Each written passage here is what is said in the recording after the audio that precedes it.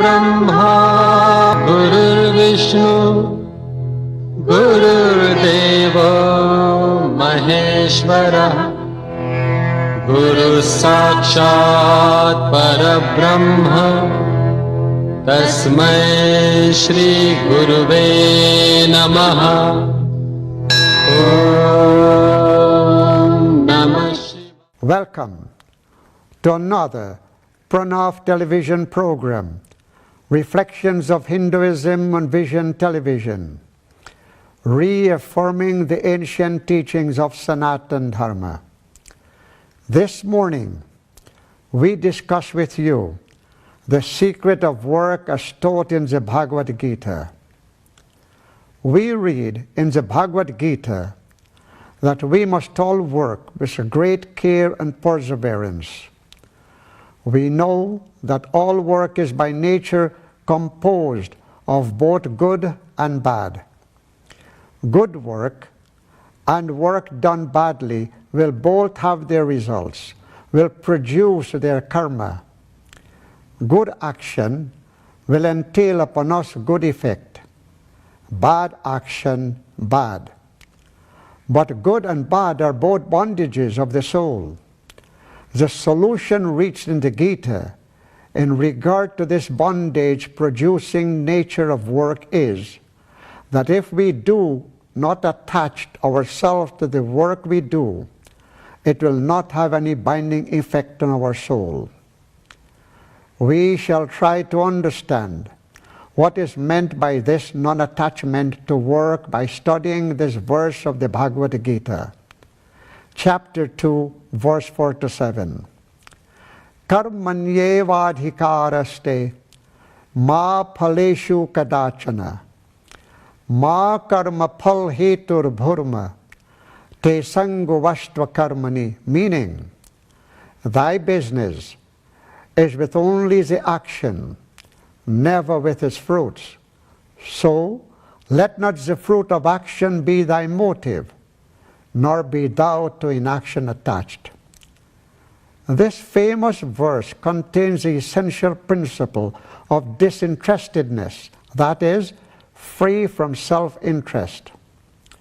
Wherever there is attachment, the clinging to the things of the world, you must know that it is all physical, attraction between sets of particles of matter, something that attracts two bodies nearer and nearer all the time. And if they cannot get near enough, produces pain. But where there is real love, it does not rest on physical attachment at all. Such lovers may be 1,000 miles away from one another, but their love will be all the same. It does not die and will never produce any painful reaction. To attain this unattachment is almost a life work. But as soon as we have reached this point, we have attained the goal of love and become free. The bondage of nature falls from us, and we see nature as she is. She forges no more chains for us. We stand entirely free and take not the results of work into consideration. Who then cares for what the results may be? Do you ask anything from your children in return for what you have given them? It is your duty to work for them because it is your obligatory duty, and there the matter ends. In whatever you do for a particular person, a city or a state, assume the same attitude towards it as you have towards your children. Expect nothing in return. If you can invariably take the position of a giver, in which everything given by you is a free offering to the world, without any thought of return, then will your work bring you no attachment. Attachment comes only where we expect a return. Nothing matters except the goodwill, the willing fulfillment of the purpose of God. Success or failure does not depend on the individual, but on factors as well. The wheel of life, my friends, cannot go on even for a second without involving some sort of action. Goes without saying.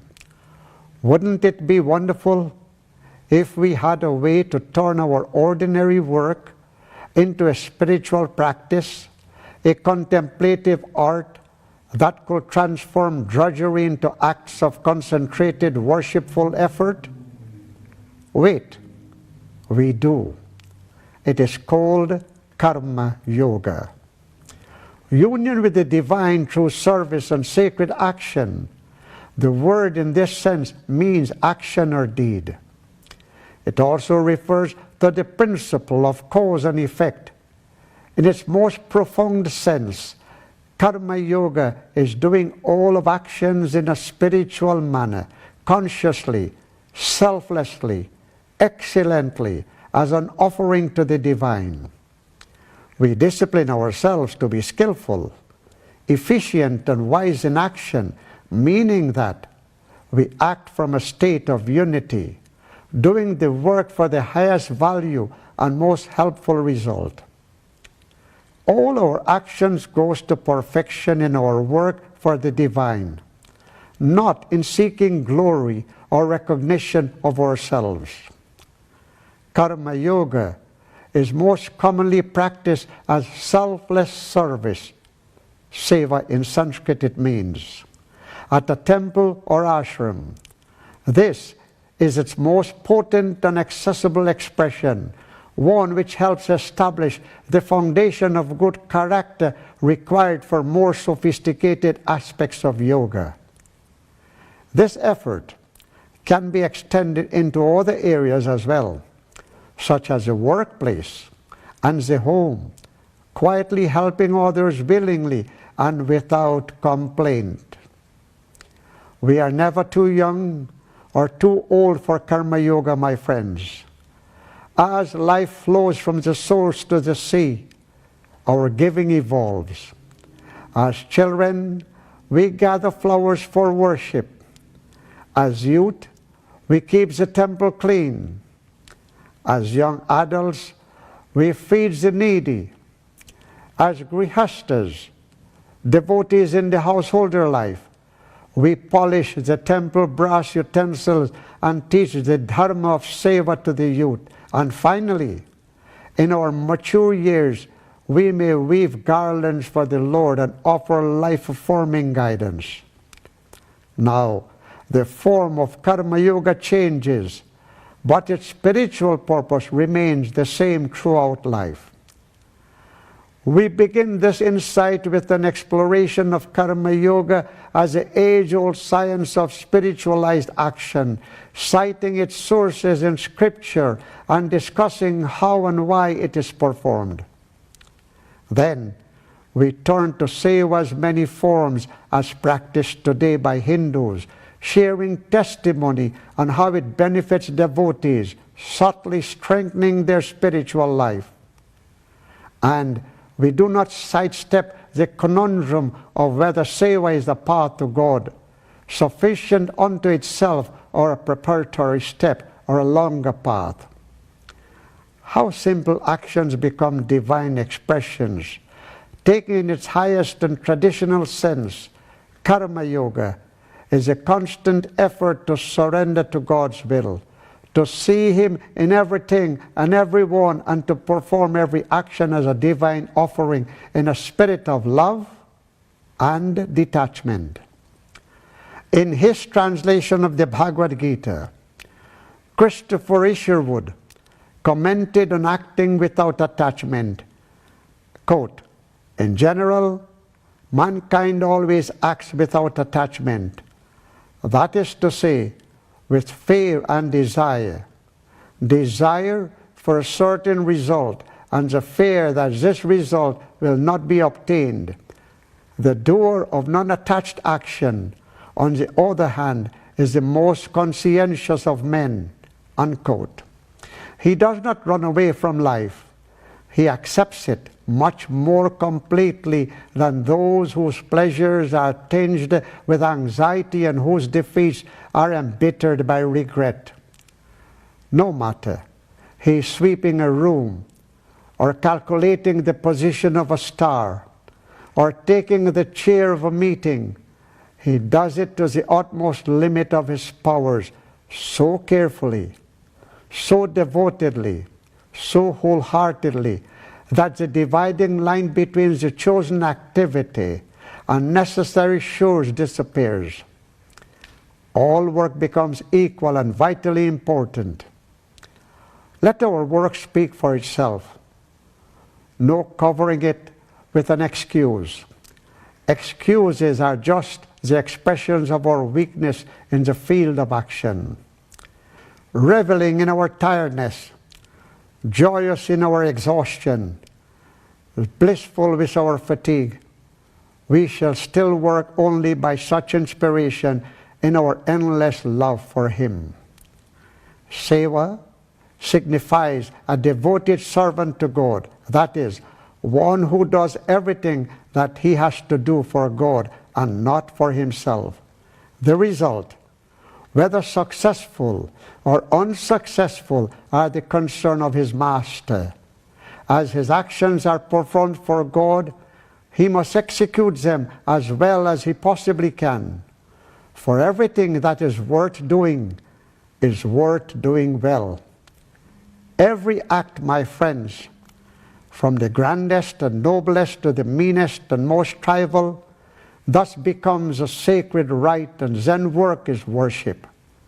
Then in this way, the whole of life is sanctified, and the distinction between material and spiritual ceases to exist. The attitude of surrendering all actions to the Lord is called Ishwar Arpan Buddhi. In Sanskrit, it means a sacred duty as an act of offering to God. Sri Aurobindo wrote, quote, "All work done for the divine, from poetry and music to carpentry or baking or sweeping a room, should be made perfect, even in its smallest external detail, as well as in the spirit in which it is done. For only then it is an altogether fit offering," unquote. The Hindu heart of Canadian Seva service that is given without consideration of anything in return, at the right place and time to one that is qualified, with the feeling that is one's duty, is regarded as the nature of goodness. Bhagavad-Gita, chapter 17, verse 20. One of the most powerful words in Hindi language is seva. This small word can transform the world, transform lives. With it, you can change the world by changing just one person, yourself. As have already been discussed in this talk, that seva means service, devotion to others. It is a revolutionary Hindu concept of distributing happiness and peace wherever there is strife and poverty by your own game-changing actions. It stems from the Hindu belief that your own karma or deeds are what help you attain oneness with the Paramatma or Supreme Being. Seva has always been a part of our Hindu teachings, be it helping the needy or feeding the hungry, be it the lines of beggars outside the temple, or the cows and the birds. Today, most of the largest religious organizations in India, including the Bharat Sevashram Sangha of India, have vast support systems with free hospitals, free schools, kitchens and community centers to assist the needy and the sick. Yet, in recent years, as many Hindus have migrated to the larger world, we have seen Seva become more and more about building a better world for humanity by taking on health and education of the needy, disaster relief, human rights, and the environment. However, performing menial tasks is an effective way to reduce pride and increase humility.